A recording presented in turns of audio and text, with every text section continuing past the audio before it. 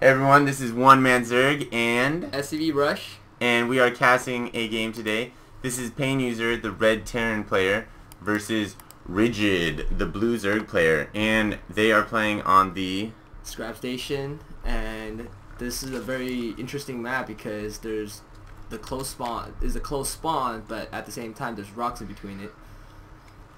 Yeah, so there's two ways to go. You can go all the way around here to get to your opponent, which is free and you can go there anytime, or you can blast through these rocks in the middle.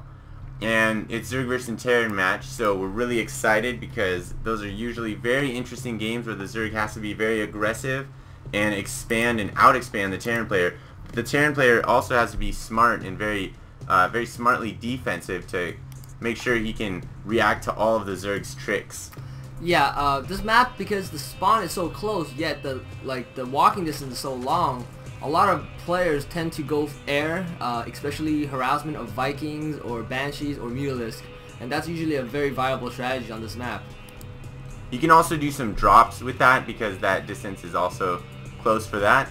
And you can also, if you get any of that air, take any of these remote expansions that you can only get to via air, or these ones that you have to destroy the rocks to get to. And it's arguably said that this is a Zerg favored map ever since they added in these destructible debris here to make it so the Zerg can more easily expand and hold their expansion. Before, when the debris wasn't there, you could go in through the bottom route, or you could come in through the top route, just making it much more hellish to defend that, as opposed to, you know, just guarding this one kind of centralized location. I'm surprised that the Terran player hasn't scouted yet, or he's finishing his barrack and then scouting. The Zerg is going for a fast expansion. Let's see what he's going to do. Maybe he's going to harass or build a bunker there. Zerg is just macroing up right now. It's looking strong. Yeah, it looks like the Zerg player went for a 14 pool 14 expo, and he's just just trying to get that economy going so he can get an advantage in a few minutes on the Terran player. Terran player going for a pretty standard 15 orbital command. Yeah, he's getting his second refineries fairly quick, so he's probably going for a tech. I think he's getting his size refiners really quick. What is he building on the bottom? Looks like he's not building anything right now. He's probably building a factory. But yeah, he's probably gonna. Yeah, he's going for a factory. Most likely gonna go for a Banshee build for quick harassment, or some kind of mech build, of course. Yeah, if he scouts his opponent, depending on what he sees, he might go for tanks or Banshees. And you can see this Zerg is just now getting his first extractor, so it doesn't look like the Zerg's gonna attack too much based on his starting build. Yeah, I'm not sure if the Zerg player sees this factory with his Overlord. Does he see it? No, he doesn't actually. So Rigid does not know that he's going for a factory. Yeah, when you're a Zerg player and you're playing against a Terran player, what you'll see a lot of the professionals do is they'll take this Overlord and they'll move him in and out of the base, or they'll just move him in on a sack run to see what his opponent is building to try and, you know, get that advantage on them to know how am I going to counter this. Yeah, I think the Terran player could go for a couple of quick healings to harass the Zerg. Oh, he's getting one at least. And then I'm not sure about the. Oh, he's switching. You can see the Zerg's coming in with his Overlord to see if he can see what's going on. Spots that factory. That's really good information for him to know, so he can say, hey, he's probably going for some Hellions or some early rush. That's really standard against the Zerg player, is to go for those Hellions to get in some early harassment on the drone line. And if the Zerg player is getting, you know, mass speedlings, Hellions are really good versus that. Yeah, the Zerg player is looking strong right now. He's macroing. He definitely has the economic advantage. Well, actually, in terms of gas, well, actually, no, I'm wrong. You can see that it's the Terran mules that are kicking in. I don't know if the Zerg player has enough drones right now. Really, he's kind of undermined. It'll probably tick up in a minute, though. It looks like he's up that economy. He's built 4 drones in a row. That's good economics.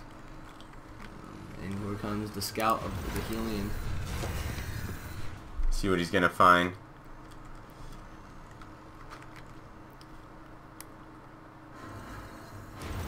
It's good to check this gold expansion when you're playing on this map. A lot of Zerg players like to get their second hatchery or third hatchery there just to get that huge economic advantage and hope that it's not spotted. You can see the Zerg players bringing over some Zerglings. Looks like he wants to test the front. I don't really know why you'd bring just 2 Zerglings over there and sit them there. I think the Zergling is just there for like, if the Terran's pushing out, then he'd have like time to react. That's a nice creep colony. It's very hard to detect. It's really important too as a Zerg player to get those creep tumors out and to creep and connect your base as much as you can. If you see a lot of the pros, they try and get that whole map, just everything covered with creep, because a lot of your units are, well, all your units are just so much faster on creep, and that's really important for things like Hydralisk, who are so slow off of creep. And you can see he's running in another Overlord just to see what's going on. He's another factory here, an armory. He's probably going to look out for some Thors there, and then he sees these tanks, so he's probably going to get siege tech. So the Zerg player knows exactly what the Terran player is doing. And the Terran player is probably playing blind right now because he hasn't been able to really scout much. So you can see that he knows he's getting a Hydralisk, but he has no other method. Maybe he's getting Mulisk, or he's getting Vesters and Roachden. So those are very strong counters against a Terran mech build. Yeah, the Terran needs to do a better job scouting in terms of that. Yeah, Painuser doesn't really know that he has this infestation pit or this roach warren. And you can see the Zerg player is pretty well aware of everything that Painuser is doing. However, he doesn't know that he just has this expansion over here and he just landed it. Now, a lot of people will say if you're going to move your expansion out and get an orbital command, you should get the orbital command before you lift off and then land it over here, so that whole time it's moving, it can build energy. It's a good little tip for having energy and being able to start landing sooner. You can land and immediately drop a mule over there. A reason not to do that would be if you have a lot of SCVs coming, you can get the SCVs mining earlier if you just land it. But in this case, the upgrade was done at the same time the SCVs came, so it's really not advantageous to do it after you've landed.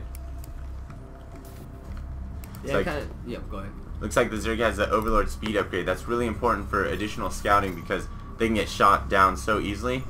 And the sensor tower of the Terran is really good because he can see if anyone's coming through the middle and if anyone holds down here. So you can see he can see it right now, but now that he's lost vision, he still has those warnings that, hey, troops are sitting over here.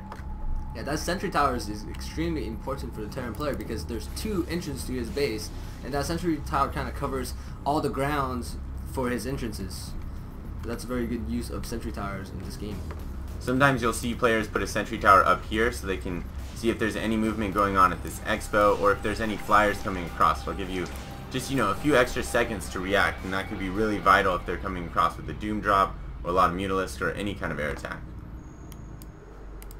Yeah, the Terran player is just getting a lot of gas right now. And you can see that the incomes are really pretty similar. The Zerg player's just got this 3rd expo going though, so he's trying to get that economic advantage, trying to keep it up. Yeah, I like how the Zerg player is actually getting a lot of creep colonies or creep tumors around the map. That helps the Hydralisks and Infestors a lot in terms of mobility and map control. Yeah, it's really good to get these Overlords to drop their creep. You almost want to generate creep from every Overlord you have, no matter where they are. And then you can see these Overlords are denying the remote expansions, as well as having them scouted. So if the Terran player comes over and kills him, the Zerg player knows, oh, that Terran player might be going for that expo. And if he wants to just build the command center and land it, he's unable to do that with that creep there. So that can really slow down your Terran opponent's expansion attempts. I feel like the Terran player should be more aggressive in terms of harassing with Vikings, because like you're okay. He's harassing with Vikings now. You should have done that. Like I think he should have built a starport right after the factory so he could harass the Zerg player a little more, so he doesn't have so much map control around the map. Yeah, it's really pretty standard and smart play for the Terran player to get Vikings and harass those Overlords for map control